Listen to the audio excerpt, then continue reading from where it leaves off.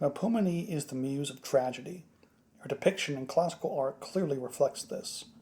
Melpomene is depicted as a stately woman with the iconic mask of tragedy in her hand or near her person.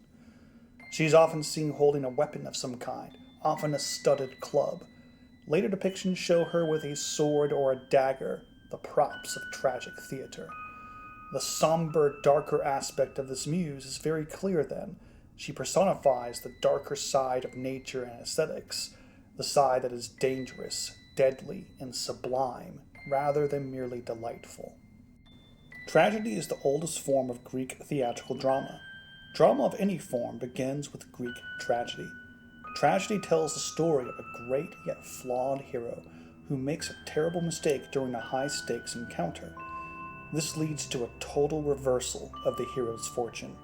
The tragic hero goes from being a king, a wealthy lord, or a paragon of his people, to losing everything: his family, his home, often his life, or even his humanity. The death and suffering of a tragic hero is often gruesome and horrific, designed to inspire powerful emotions of pity and fear. Described as such, tragedy is reflected in each of the muse's symbols. The tormented visage of the tragedy mask expresses pity and fear, and the weapons the muse carries evokes the doom, the violence the tragic hero is destined to suffer. Melpomene is often depicted wearing the ivy crown of Dionysus, indicating her connection to the theater in the same way it does for her sister. It makes sense for the sword-wielding Bacchanid to be the muse of tragedy. However, things get a bit more complicated when we consider her name. Melpomene is a third-person present participle, a verb turned into a proper noun. Melpo. Melpo means to sing or celebrate, so a common translation of Melpomene's name is the Songstress. Another meaning of Melpo is to celebrate, so Melpomene is the muse who sings in celebration. And singing in celebration suggests a joyous demeanor. At first glance, this seems to clash with the darker aspect of her depictions and her genre. This raises one of the most ancient questions about tragedy and all of its derivatives. Why do we enjoy tragedy? Why do people enjoy hearing stories of the hero's fall? Why do people enjoy being scared and seeing characters they relate to and admire suffer horrific death and ruin? Is there something wrong with humanity, or is there some hidden mystery within the art of tragedy? Aristotle writes in his Poetics that tragedy is meant to provide catharsis, or purification. The dark emotions, pity and fear, that tragedy evokes are meant to flood the soul during a tragic performance. We experience so much vicarious fear and pity that by the end of the performance, we are cleansed of these emotions. We've temporarily exhausted our capacity to experience these somber feelings, so the soul shifts to a lighter, more wholesome mood, allowing us to feel more joy and inner peace in our lives outside of the theater. Consequently, our souls feel clean. That's catharsis. The enjoyment and thrill we experience during a performance of tragedy is then the pleasure of the cleansing process. Just as bathing can be a pleasant experience, likewise bathing the soul in a tragic story can be a pleasant process as well, even if it is filled with dark emotions, analogous perhaps to hot water. This is a way of reading the Aristotelian theory of tragedy and why we enjoy it. It is a very spiritual account of tragedy, giving a beautiful and religious significance to this genre. This makes a lot of sense, considering that tragic performances were attended by priests of Dionysus, and that the theater was seen as a kind of temple to the god of wine and revelry. Tragedy itself has its roots in the worship of Dionysus, and this is where we get the music of tragedy.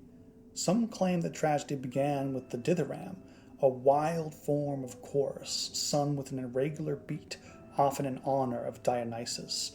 Within the revelry of the dithyramb and under the ecstatic trance of the god of wine, people would undergo transformations of consciousness, and this gradually developed into people playing parts of characters.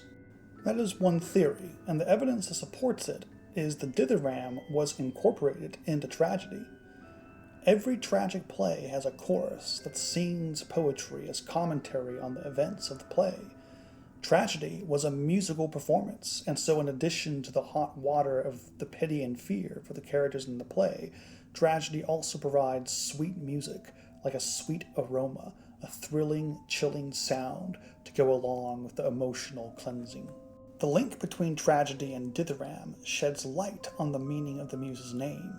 Melpomene is the songstress, and her first genre was the dithyramb. Melpomene's original genre was Dionysian chorus, which eventually developed into Greek tragedy. The celebration, then, would come from the revelry. The revelry is the mythical aspect of tragedy. Greek tragedy consistently retold ancient myths, sometimes drawing upon the older epics for inspiration. There was always a supernatural element present in Greek tragedy, sometimes subtly and sometimes vividly as a central part of action. In the play The Bacchae by Euripides, Dionysus himself is one of the major characters in the drama as he returns to his native Thebes to reconnect with his mortal family.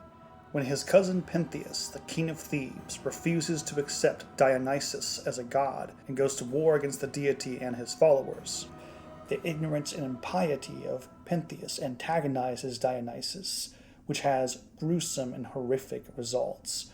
Along the way, Dionysus and his Bacchae, female worshippers of Dionysus, work a great many wonders and miracles. They call forth milk and wine from the earth, defeat soldiers with their enchanted thyrsus and superhuman strength, shattering their steel weapons with wooden staves, and then hunting wild beasts and tearing them apart, overcoming them with their bare hands. And right before his death, Pentheus is able to see into another world.